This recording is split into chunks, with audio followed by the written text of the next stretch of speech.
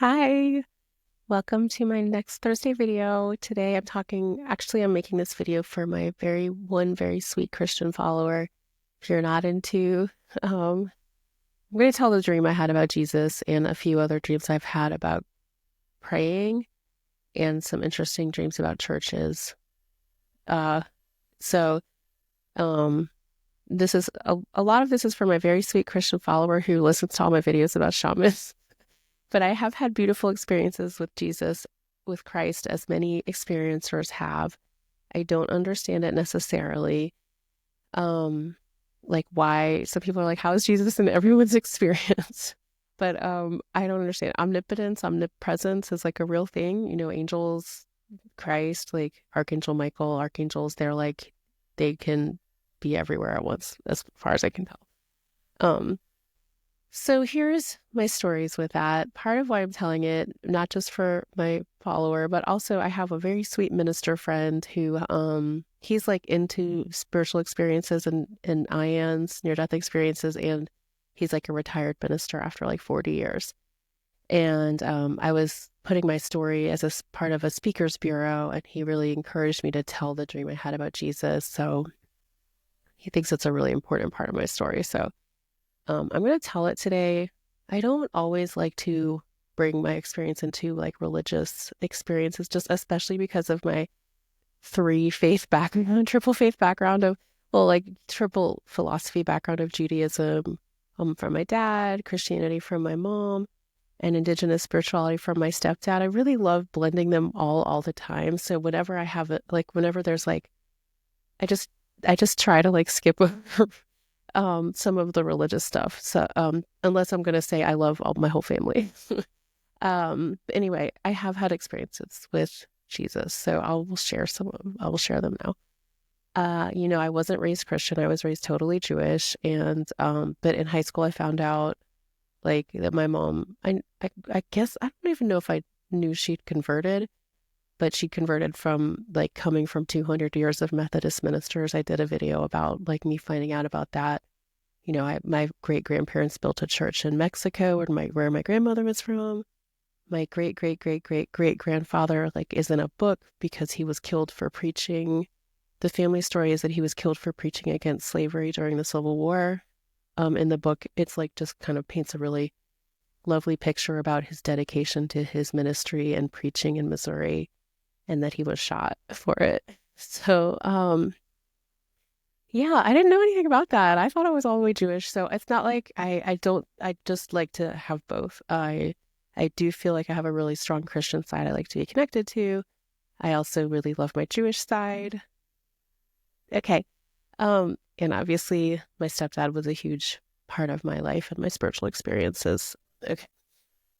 So that being said, after my experience ended and I moved to the woods, I spent a lot of time at church and this does happen to other experiences. I know you're like, what just happened to me? Where am I supposed to go with this? And I had spent like kind of a fair amount of time with this shaman in grad school, like not a fair amount, but it got a little bit intense for me. And I was like, I'm just going to church. Like, I'm just going to go back to the roots, well, some of my family's roots.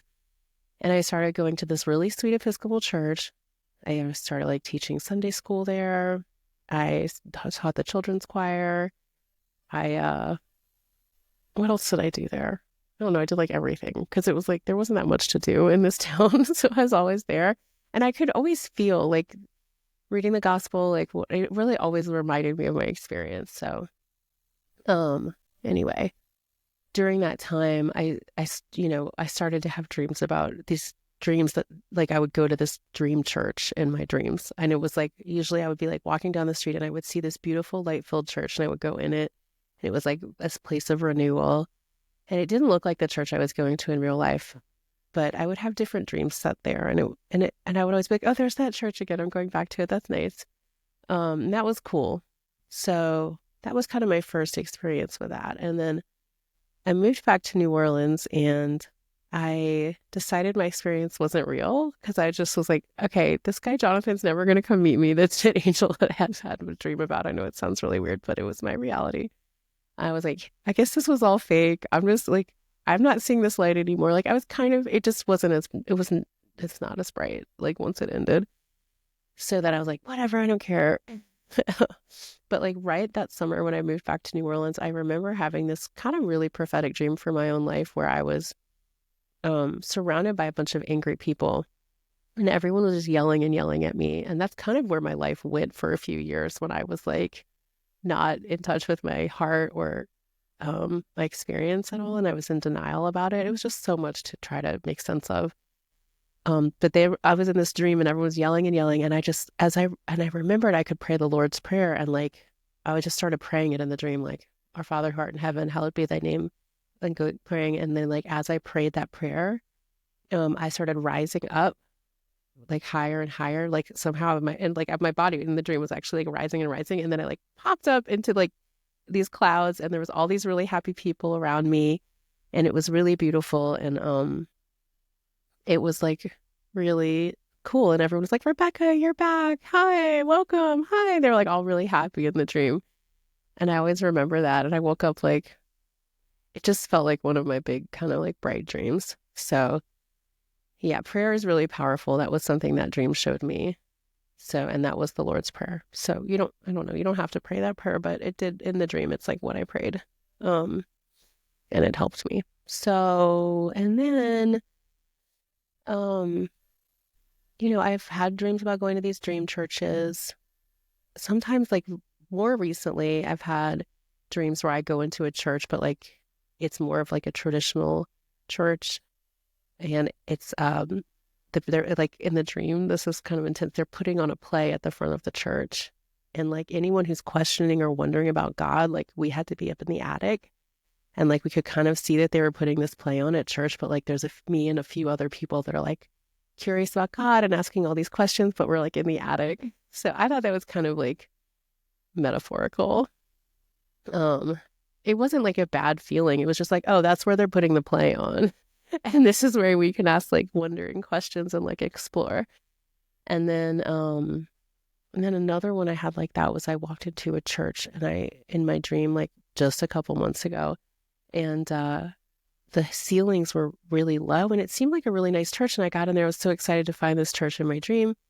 And like, but the ceilings were really low. And then instead of praying, they started passing out like political pamphlets and we were supposed to like go talk about politics in the church. And then I looked up and there was like no stained glass and I couldn't really see the light coming in the church. That was another like intense kind of like metaphorical dream. I don't know.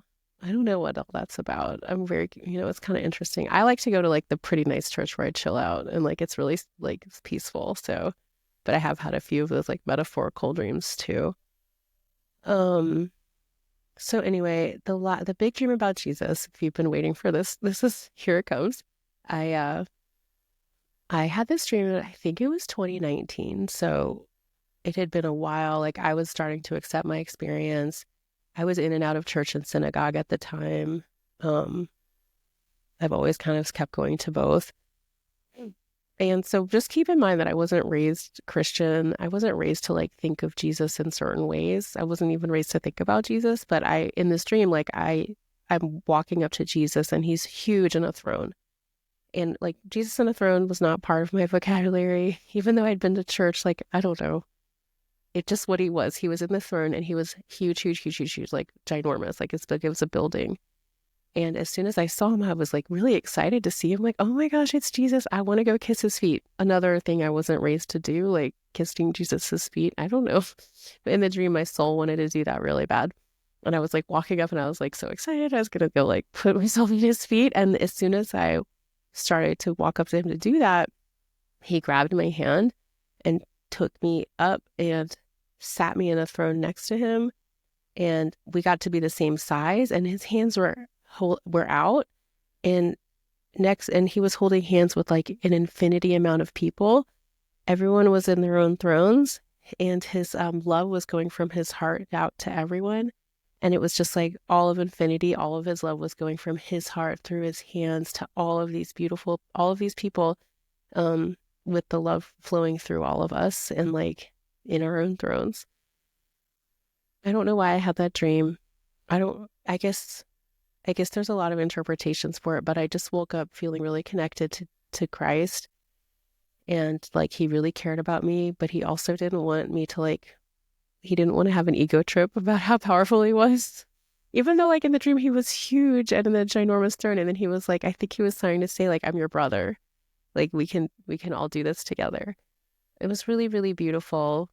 And I just felt the power of the love. And like, it's interesting when you have dreams like this. I don't know if you have, but like to actually have understood that I was looking at an infinity amount of people. It was almost like once we were in the thrones, it was just like all of space. It was like in space and like everyone had the love. And it was just literally like, it was like I almost looked at like millions of people holding his hand, like from his hand, that where his love was just flowing through.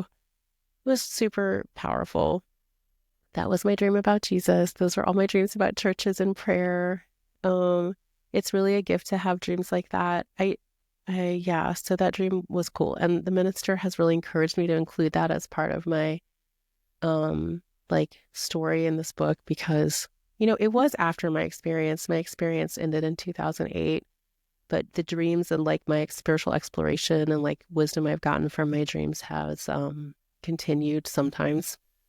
Being completely honest, I haven't had a lot of psychic dreams the last few weeks. Just I'm like going through a lot of change and like kind of busy at work.